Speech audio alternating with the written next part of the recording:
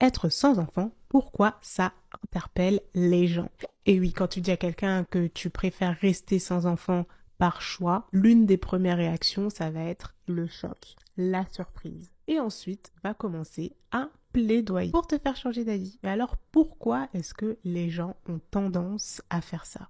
La première chose, c'est que j'ai l'impression que la plupart des child free, en assumant leur choix de rester sans enfant, projettent auprès de celui qui est en face ou à celle qui est en face une certaine peur de la mort. Et oui, quand on dit à une personne qu'on ne veut pas d'enfant, il y a cette projection de la fin d'une lignée, d'une famille, et dans un sens plus large, la fin de l'humanité. Les gens peuvent aussi projeter leurs propres insécurités. Est-ce que j'ai fait le bon choix? Ah mais en fait, il y avait le choix. On pouvait choisir de rester sans enfant, alors qu'on me l'a pas dit et que ce schéma-là n'existait pas à l'époque. Alors pourquoi moi, j'ai pas fait ce choix-là? Pourquoi moi, j'ai décidé de devenir parent alors que je n'ai pas forcément réfléchi à cela?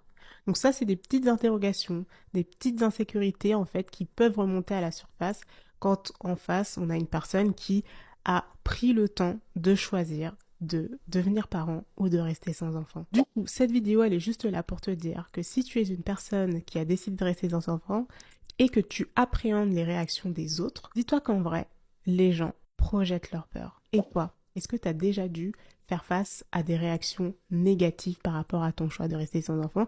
Et pour celles et ceux qui sont parents, pourquoi est-ce que vous êtes choqués par le fait que des personnes décident de rester sans enfant?